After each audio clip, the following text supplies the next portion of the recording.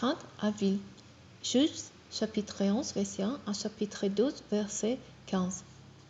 Jephthé, originaire de Gilad, était un guerrier valeureux. Il était le fils d'une prostituée et d'un homme appelé Galaad. Lorsque la femme légitime de cet homme lui a aussi donné des fils, et que ceux-ci furent devenus adultes, ils chassèrent Jephthé du fuir en lui disant: Tu n'auras pas d'héritage chez notre père, car tu es le fils d'une autre femme. Et Jephthé s'enfuit loin de ses frères. Il se fixa dans la région de Tob. Bientôt, toute une bande d'aventuriers se regroupa autour de lui pour entreprendre des raids avec lui. C'est à cette période que les Ammonites firent la guerre d'Israël.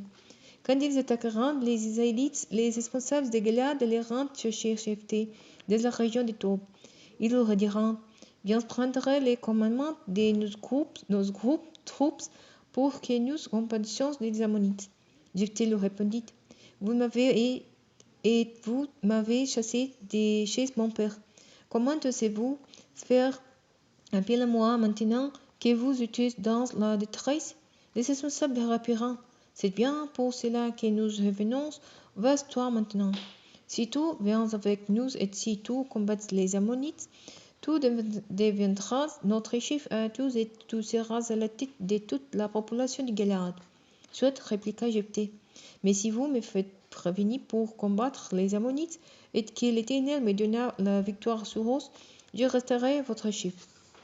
Alors les responsables de Gilad lui déclarèrent: L'Éternel est un témoin, qu'il nous punisse si nous ne faisons pas ce que tu as dit. Alors Jephthé partit avec les responsables de Gilad. Le peuple les nomma chef et les mit à la tête des troupes. Jephthé répéta le terme de l'accord conclu avec les responsables devant l'Éternel à Mispa.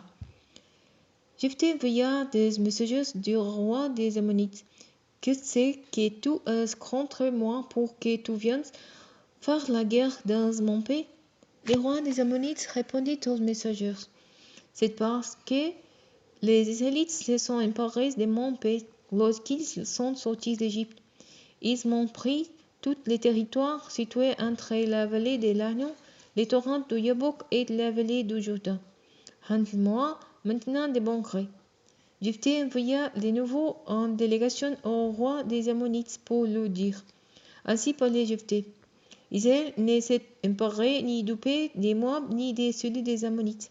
En effet, après avoir quitté l'Égypte, les Israélites ont traversé le désert jusqu'à la mer des Osos et ils sont arrivés à Kadès.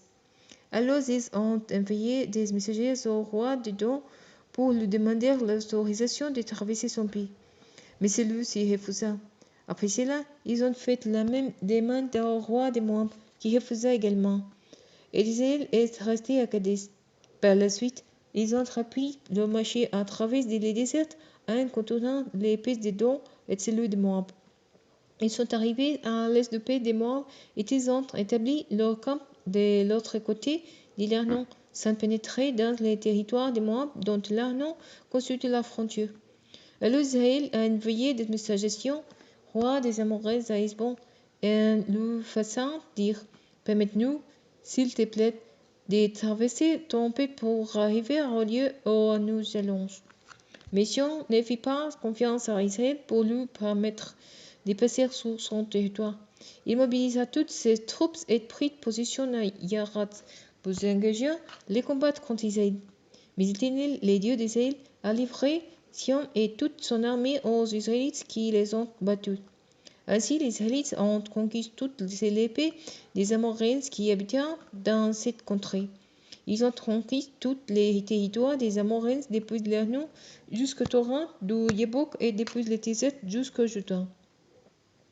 Maintenant que l'Éternel, le Dieu d'Israël, a enlevé le territoire aux Amoréens et te l'a donné à son peuple Israël, tu voudrais, toi, les en déposséder?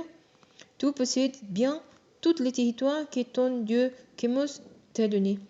Alors pourquoi ne posséderons-nous pas tout ce que l'Éternel, notre Dieu, nous a permis de conquérir? D'autre part, T'es crois-tu vraiment pour faute qu'Imelak faisait support les rois des Moab? As-tu jamais osé contester avec Israël ou lui faire la guerre? Cela fait 300 ans qu'Israël est installé à Hezbon et Taroé, et dans les villes qui sont indépendantes, ainsi que dans toutes les localités qui bordent le nom. Pourquoi ne les leur avez-vous pas pris pendant tout ce temps-là? Moi, je n'ai commis aucune faute contre toi. C'est toi qui agis mal en venant me faire la guerre. Que l'Éternel le juge rende aujourd'hui son jugement entre les descendants d'Israël et ceux de Mon. Mais les rois des Ammonites n'étant au compte du message que Jephthé lui avait fait transmettre. Alors l'esprit de l'Éternel descendit sur Jephthé. Celui-ci traversa les territoires de Gilead et de Manassé. Puis il passa à Mitzpé et en Galaad, et de là, il s'avança pour attaquer les Ammonites. Jephthé fit un vœu à l'Éternel et dit: Si vraiment tu me donnais la victoire sur les Ammonites, je te consacrerai et je t'offrirai un holocauste la première personne qui sortira de ma maison pour venir à ma rencontre, quand je ramènerai un vainqueur de la bataille contre les Ammonites. Jephthé s'élança à l'attaque des Ammonites et l'Éternel lui donna la victoire sur eux. Il leur infligea les lourdes pertes dans 20 bourgs situés entre Aroër et Minit et jusqu'à la région de Bel-Kéramim. Ce fut une très grande défaite pour les Ammonites qui furent ainsi affaiblis par les Israélites. Après la bataille, Jephthé retourna chez lui à Mizpa. Et voici que sa fille sortit à sa rencontre en dansant au rythme des tambourins. C'était son unique enfant. Après-il, il n'avait ni fils ni fille. Dès qu'il l'aperçut, il déchira ses vêtements et s'écria: Ah, ma fille, tu m'accables de chagrin. Faut-il que ce soit toi qui causes mon désespoir? J'ai donné ma parole à l'Éternel et je n'ai pu venir pour sous ma promesse. Il lui dit: Mon père, si tu as donné la parole à l'Éternel, agis envers moi comme tu l'as promis, puisque l'Éternel a réglé leur compte aux Ammonites, tes ennemis. Puis il ajouta: Je ne t'ai demandé qu'une chose, accorde-moi un délai de 12 mois. J'irai avec mes amis dans les montagnes pour y pleurer de ce qu'il me fait mourir avant d'avoir été marié. Jephthé lui dit: Va, et le laissa partir pour 12 mois. Elle s'en alla avec ses amis sur les montagnes pour y pleurer de devoir mourir sans s'être mariée. Enfin, de 12 mois, elle revint après de son père, et il accomplit devant sa fille qui était vierge le vœu qu'il avait fait. C'est l'origine de la coutume qui s'établit en Israël. Chaque année, les jeunes filles s'en vont pendant 4 jours pour célébrer la fille de Jephthé, les Galaadites.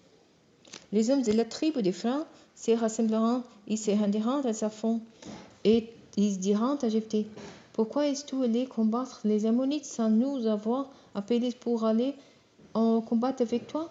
Nous allons brûler ta maison sous toi.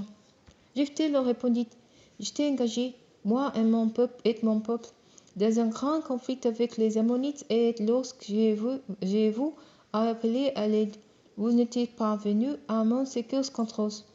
Quand j'ai vu qu'il ne fallait pas compter sur vous, je suis allé combattre les Ammonites au risque de ma vie, et l'Éternel m'a donné la victoire sur eux. Pourquoi donc venez-vous aujourd'hui m'attaquer? Jephthé mobilisa tous les hommes de Gilead et combattit ceux d'Éphraïm qui leur avaient dit: Vous, les gens de Gilead, vous n'êtes que des fouilleurs d'Éphraïm passés en Manassé. Les hommes de Gilead battirent ceux d'Éphraïm et leur coupèrent les retraites en coupant les gueuses du Jourdain menant à Éphraïm.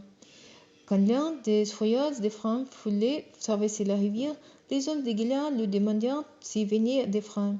S'il répondait non, il lui ordonnait de prononcer les mots Sibélos. S'il disait Sibboleth, parce qu'il n'arrivait pas à la prononcer comme os, ils les cessa et les écoutèrent près des gueuses du Jourdain. 42 000 hommes d'Éphraïm périrent dans cette circonstance.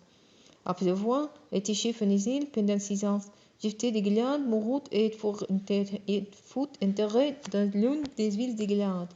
Après lui, Ibsen de Bethléem fut chef en Israël. Il eut 30 fils et 30 filles qu'il maria avec des fils et des filles étrangers. Après avoir dirigé Israël pendant 7 ans, il mourut et fut enterré à Bethléem.